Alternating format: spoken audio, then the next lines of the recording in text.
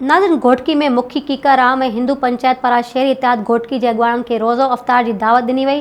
Reporter Safdar Baloch मूजिब घोटकी में मुखी कीकाराम ऐं हिंदू पंचायत पारां शहरी इतिहाद घोटकी जे अॻुवाणनि खे रोज़ो अफ़्तार जी दावत ॾिनी वई, जेका घोटकी शहर जी पंचायती हाल ते हुई, जंहिं में हिंदू पंचायत समेत मुखी कीकाराम मौजूद हो। शहरी इतिहाद घोटकी जो chairman Rais Allah Wasayo Ghoto, senior vice chairman Lala Kesar Khan, vice chairman Rais Mohammad Malook Bhutto, सब्जी मंडी यूनियन जो सदर Noor Bakhsh Biroi, general secretary Zubair Ahmed Kalwar, motorcycle showroom जो सदर गुलाम नबी कोराई, अरशद अहमद सुमरो, शाही बाजार जो सदर बेशम लाल, लेडीज मार्केट जो सदर चेतन दास, हिंदू पंचायत तरफा सरेश कुमार, सेठ चंदन लाल, कन्या लाल, साबिक़ काउंसलर मुकेश कुमार चावला ऐं ॿियनि केतिरनि ई दोस्तनि शिरकत कई। जंहिं इफ़्तारी करण खां पोइ अमन अमान जी सूरतहाल ते गौर वीचार कयो वियो ऐं SSP घोटकी खां घुर कई वई त ईद जे मौक़े ते अमन अमान खे बहितर नमूने रखण लाइ घोटकी शहर जे मार्केटनि घोटकी जे मुख़्तलिफ़ पाड़नि में पुलिस जो गश्त वधायो वञे। आख़िर में हुन चयो त घोटकी जा हिंदू मुस्लिम पाण में भाईचारो रखनि था। मुंहिंजे लाइ हिंदू पंचायत हिंदू ॿाहिरि सभु हिकु आहिनि।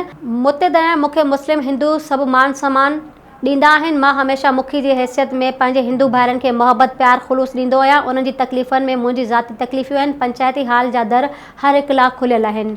Soomro wallpapers and PVC panel shop 3D wallpapers की वसी रेंज, जो आपके घर को बनाए आपके ख्वाबों की तरह खूबसूरत। बेहतरीन क्वालिटी के वॉलपेपर्स और सीलिंग्स बेनज़ीर कलर्स और डिजाइन्स में दस्तयाब हैं। हैदराबाद, लतीफाबाद, कासमाबाद, जामशोरो, मीरपुर खास के साथ सिंध के मुख्तलिफ शहरों में सर्विस मौजूद है।